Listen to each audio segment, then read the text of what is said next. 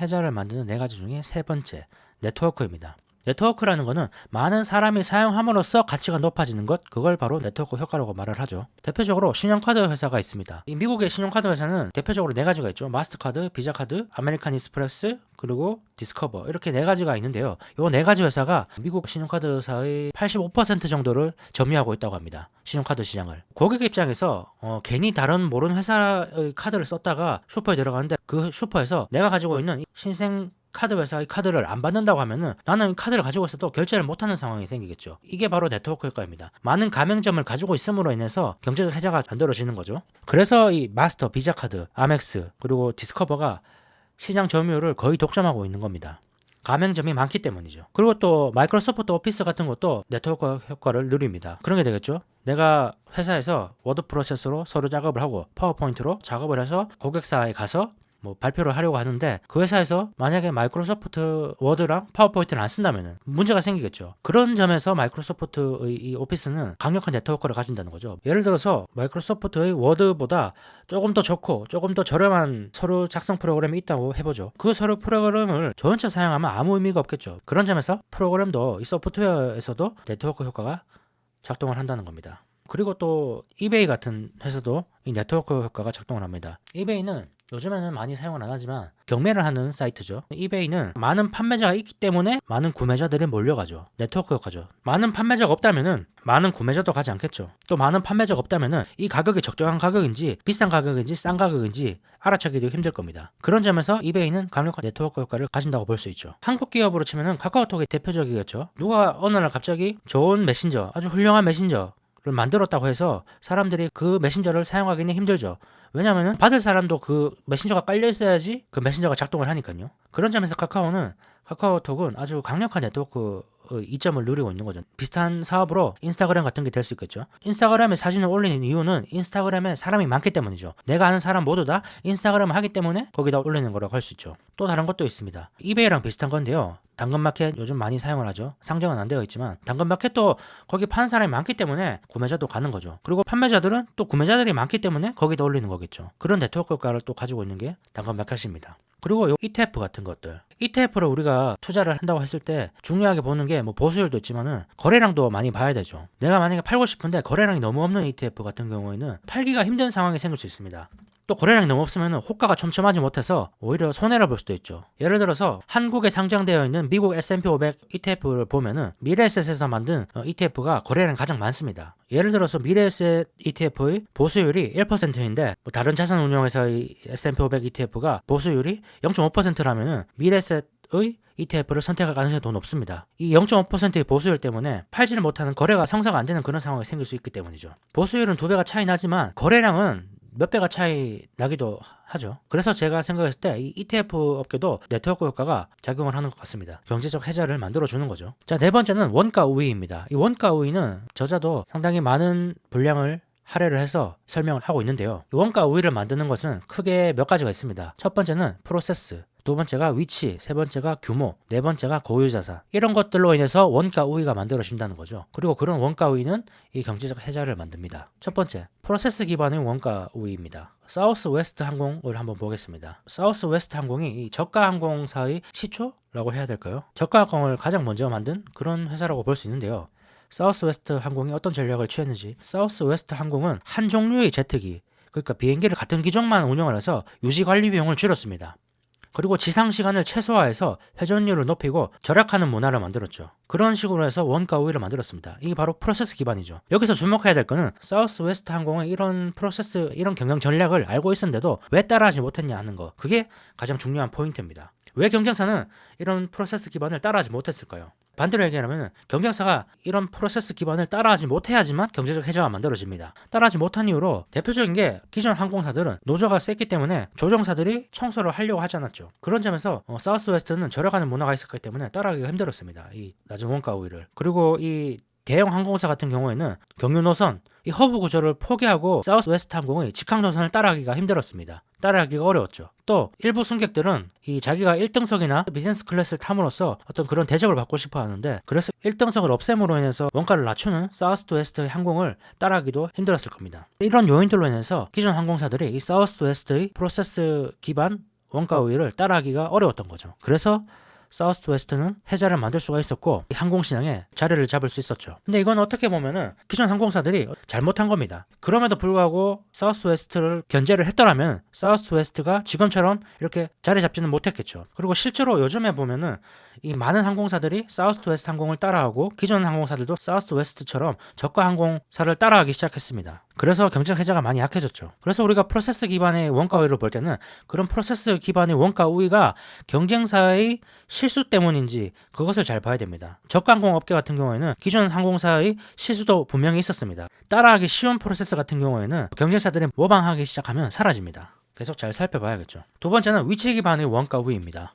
입지 조건으로 인해서 원가 우위가 발생하는 거죠. 대표적으로 쓰레기 회사와 골재 회사를 예로 들 수 있습니다. 쓰레기 회사나 골재 회사 같은 경우에는 이 운반비가 상당히 비싸죠. 운반비가 상당히 비싸기 때문에 쉽게 경쟁사가 들어오기 어렵습니다. 만약에 A라는 지역에서 하나의 쓰레기 업체가 사업을 하고 있는데 쓰레기 처리 비용이 많이 올라가서 이득을 많이 취한다고 해보죠. 그런 상황일 때 과연 다른 회사가 다른 지역에 있는 쓰레기 처리 회사가 이 A 지역까지 와서 쓰레기를 가져갈 것인가?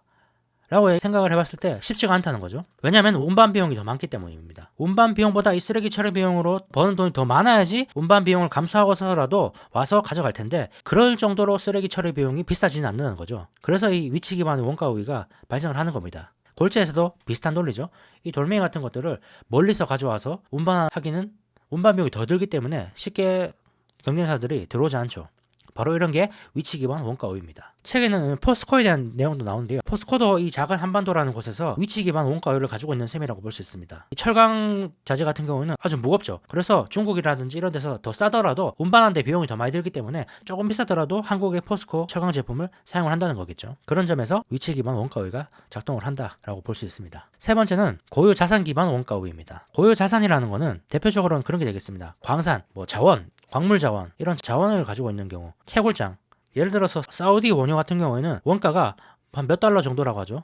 10달러 미만인데 미국의 원유는 원가가 한 50달러는 돼야지 손익분기가 넘어간다고 합니다. 이렇게 채굴 단가가 아주 낮은 그런 광산, 유정을 가지고 있다면은 그 회사는 고유 자산 기반 원가 우위가 있다고 볼 수 있습니다. 대표적인 예가 종이 펄프 생산 회사를 예를 들 수 있는데요. 종이를 만드는데 나무가 필요하죠. 요거는 이 사진은 브라질의 유칼립투스 나무인데요. 브라질의 유칼립투스 나무는 세계에서 가장 빨리 자랍니다. 브라질에서는 유칼립투스 나무가 7년 만에 자라고 칠레에서는 10년 만에 자란다고 합니다. 그리고 북미에서는 20년 만에 자라죠. 이 말은 똑같은 종이를 만드는데 브라질에서는 7년 만에 만들 수 있고 칠레에서는 10년, 북미에서는 20년 만에 만들 수 있는 겁니다. 시간은 돈이기 때문에 압도적인 원가 우위를 가지는 거죠. 네 번째는 규모 기반의 원가 우위입니다. 규모가 큼으로 인해서 원가가 낮아지는 게 바로 규모 기반의 원가 우위죠. 대표적인 게 유통회사들 같은 게 규모 기반의 원가 우위를 가지고 있다고 볼 수 있죠. 이 모든 사업은 고정비가 있고 변동비가 있습니다. 고정적으로 들어가는 비용이 있고 변동적으로 들어가는 비용이 있는데 이 유통회사 쿠팡으로 예를 한번 들어보면은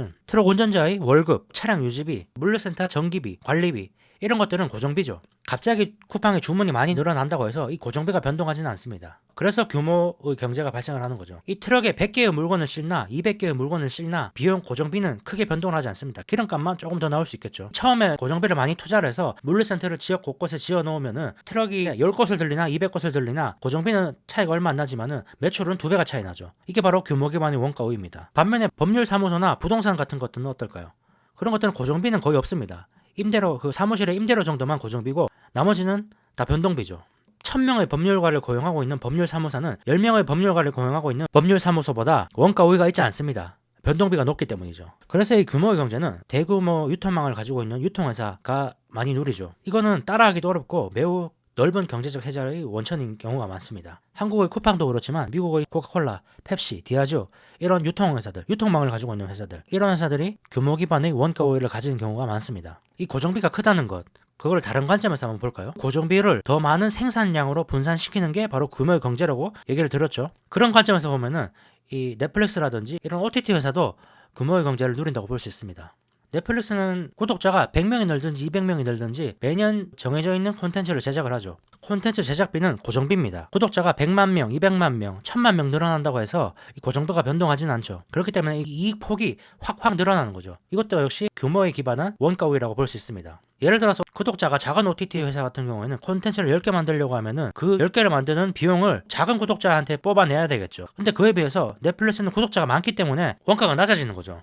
그래서 넷플릭스도 역시 규모에 기반한 원가 우위가 작동을 한다고 볼 수 있습니다. 또 이런 것도 있습니다. 작은 도시에서 케이블 TV 사업을 하는 회사 또는 작은 도시에서 비행장을 하는 회사, 이런 회사 같은 경우에도 규모에 기반한 원가 우위가 발생을 합니다. 어떤 작은 도시가 있는데 거기에 비행장에 한계가 있습니다. 그 회사가 아무리 이익을 많이 취한다고 해서 다른 회사가 들어와서 거기에 비행장을 건설하기는 어려울 겁니다. 왜냐하면 도시가 작기 때문에 비행장이 2대가 있어봤자 작은 도시에서 발생하는 이익을 나눌 수밖에 없기 때문이죠. 이런 거는 규모가 작아서 발생하는 원가 우위라고 볼 수 있습니다. 책에는 이렇게 나와 있습니다. 작은 연못에서 큰 물고기가 되는 것이 큰 연못에서 작은 물고기가 되는 것보다 낫다. 물고기의 절대적인 크기가 아니라 물고기와 연못의 크기의 비율에 초점을 맞춰라. 자, 이렇게 해자를 만든 4가지를 봤습니다. 첫 번째 무형자산을 봤고요. 그리고 전환비용, 네트워크, 원가 우위를 이렇게 봤습니다.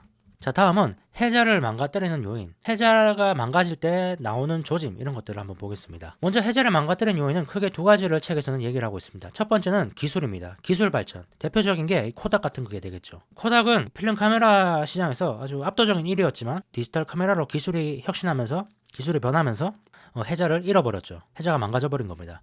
시어스 같은 회사는 산업 구조가 변하면서 해자가 망가진 경우라고 볼 수 있습니다. 이 시어스 같은 경우에는 한때 최고의 미국 소매점 업체였는데 미국 사람들의 소비 패턴이 이 고가품과 저가품의 양극단으로 나눠지면서 고가품은 그 백화점으로 가고 저가품은 이 월마트라든지 타겟 같은 이 소매점으로 나눠지면서 시어스가 경쟁력을 잃었습니다. 이 산업 구조가 변하면서 경쟁력을 잃은 경우라고 볼 수 있죠. 그리고 또 중국의 부상도 산업 구조에 많은 변화를 가져왔죠. 중국에서 아주 저가 제품을 많이 만들기 시작하면서 미국의 많은 제조업들이 경쟁력을 영구적으로 잃었습니다. 이것도 역시 산업 구조의 변화로 인해서 해자가 망가진 경우라고 볼 수 있습니다. 그리고 이런 변화가 나타날 때 한 가지 보이는 특징이 있는데요. 바로 가격입니다.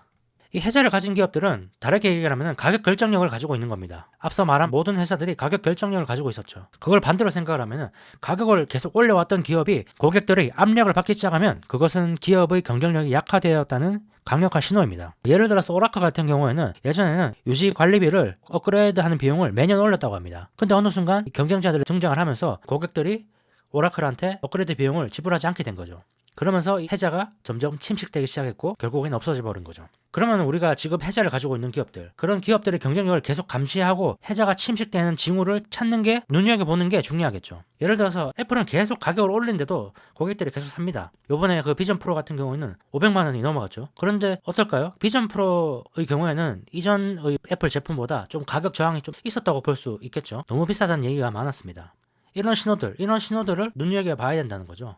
고객들이 혹시 애플 제품에 옛날만큼 돈을 지불하는 것을 꺼려하진 않는지, 이런 것들을 계속 살펴봐야지 그 회사의 해자가 유지되는지를 잘 볼 수 있다는 거죠. 중요한 것은 가격입니다. 가격.